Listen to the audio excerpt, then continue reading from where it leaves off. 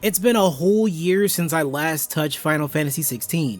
That was a game I ended up having a blast with despite some of the longtime fans not being impressed with it. Check out my video on the original game if you can, but today I want to go over the DLC that just came out. Actually, we'll be talking about both of the DLCs since I never really talked about the one that came out last December. So just a heads up, if you only want to hear about the newest DLC with the long-awaited Leviathan, then go to the timestamp on screen. But it shouldn't take too long since there's not a ton we have to go over. Echoes of the Fallen brought me back to this game after not playing it for months, and I won't lie, some parts of it made me question my thoughts on the main game. First off, this part of the expansion is just short. Overall, it takes about 3 hours from beginning to end, and there's not really a lot to do here. First off, it's one linear story taking you through some of the lore behind the Fallen. No side quests, and not a lot of new characters either. At least not ones that stand out in any way. We follow along some merchants who sell these odd crystals that break easily and seem man-made. They sell these crystals to some nearby villagers who get pissed and hunt the merchants down after being ripped off. And eventually that leads to Clive and the gang following the trail of these merchants to see exactly where they're getting these odd new crystals. Fast forward to about an hour in and we get taken to this tower filled with monsters in cages who are just dying to rip us to shreds. But after facing them with all the skills I had from the end of the game, they went down pretty easily. You go through a few floors of these fights and eventually we get to face off against the boss. Now here's what I was disappointed with in this half of the season pass. So, a lot of the best parts of 16 were the icon battles where Clive and the others will transform and take on these beasts. I was really hoping that at some point maybe this whole tower would transform into an icon since basically the boss is an artificial one.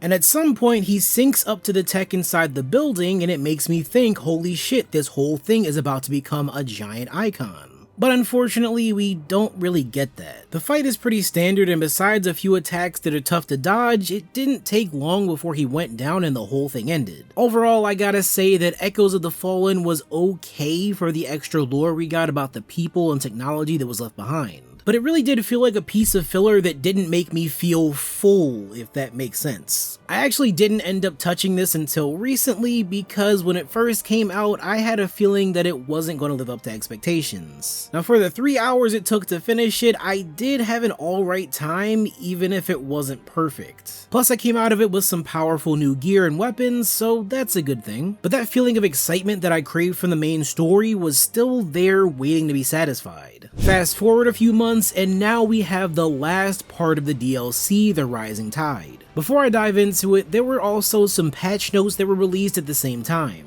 Some of these are quality of life changes like a quick complete feature that helps you finish side quests just a little bit faster. So after you finish whatever task you need to, a bar pops up that lets you fast travel right back to the person who gave you the quest. And it would have been nice to have this in my first playthrough, but hey, better late than never. Along with that is a bunch of other stuff that I'll put on screen, and some of it has to do with some cutscenes and NPCs being added, plus a lot of changes to Clive's abilities and damage. And that might be perfect for anybody going back through it on a harder difficulty. But for the main plot of the Rising Tide, this is so much better than the last DLC. We get to meet a new character, Shula, who takes us to a hidden village. This place is called Mysidia and it has monsters to defeat, new NPCs to talk with, and even some new side quests to take on. So already compared to Echoes of the Fallen, this is a huge step in the right direction. Not only do we see a brand new place, but the people here will help expand on pieces of the lore that always felt left out from the main game.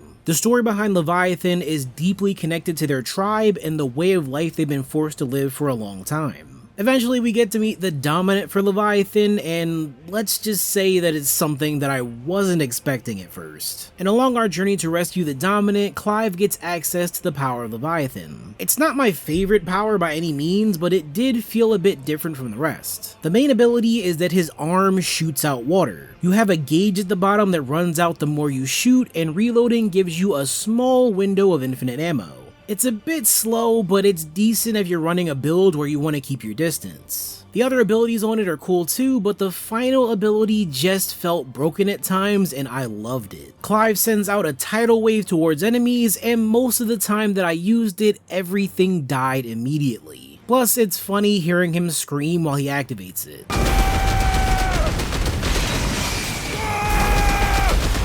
The main story of this has some decent fights as you get closer to the end. We actually fight a lot of these tonberries, and they go from being pushovers to being major pains in the ass pretty fast. Then there's another fight that I wish they did more with because it ties back to some of the lore behind Jill and Shiva. I'm not going to spoil the details, but there was potential for some deeper plot added in there. Because it kinda does suck that through these DLC, it's been feeling like Jill and Joshua are just here for the ride and don't really do as much. But finally at the very end, we get to face off against Leviathan, and this fight was kinda tough, I can't lie. The icon battles that I loved are finally back again, and we get to play as Ifrit. The fight had a decent amount of dodging streams of water and traps. But the toughest part has to be when he puts up a shield, because I swear you have to be damn near perfect to pull through it in time.